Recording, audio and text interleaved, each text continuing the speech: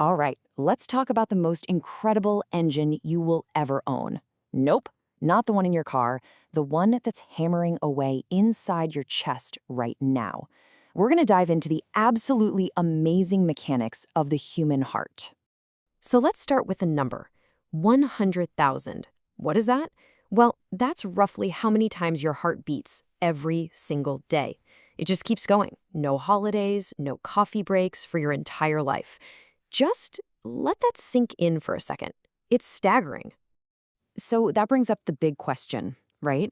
What in the world makes this relentless engine tick? How does it pull off this incredible, nonstop performance?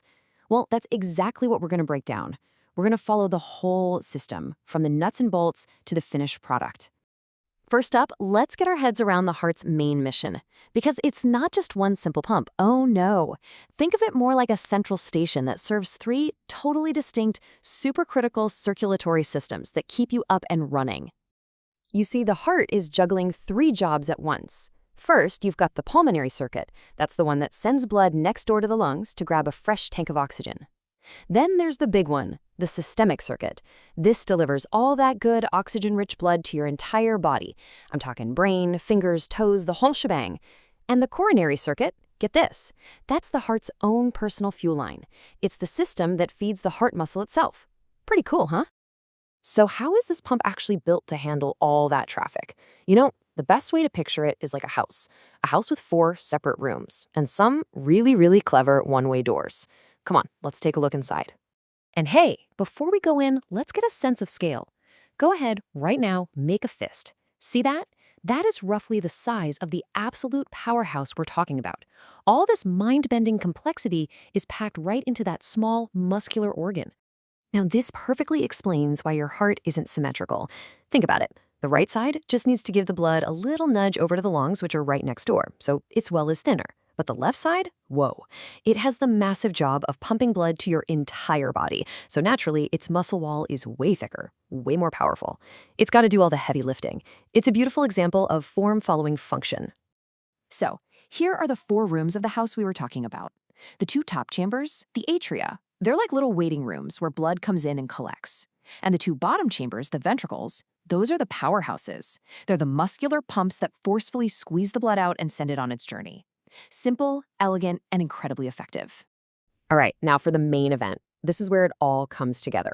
Let's actually follow a single drop of blood on its complete trip through the heart.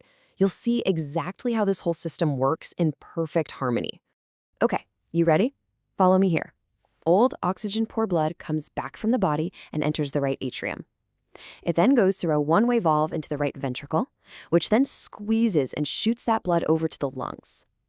After it gets gassed up with fresh oxygen, it comes back to the left atrium, passes through another valve into that supramuscular left ventricle, which then contracts with this immense force, sending that fresh, oxygenated blood out to the rest of your body. And then it all starts over again. A perfect, continuous loop. And have you ever actually wondered what that lub-dub sound is? The classic heartbeat. It's not some magical noise, it's purely mechanical. It is the sound of those one-way doors, your heart valves, snapping shut. The lup is one set of valves closing, and the dub is the other set closing right after. It's literally the sound of a well-made engine doing its job perfectly. But wait a minute, what tells the pump when to squeeze? It's not your brain, at least not directly. The heart is so amazing, it has its own internal electrical system, a natural pacemaker that sets the rhythm for your entire life. So let me introduce you to the boss, the sinoatrial node, or SA node for short. This tiny little patch of cells up in the right atrium, this is the spark plug. It generates its own electrical signal all by itself, and that's what kicks off every single heartbeat you have ever had. But check this out, it's all about the timing. So the SA node fires, which makes the atria contract and squeeze their blood down into the ventricles.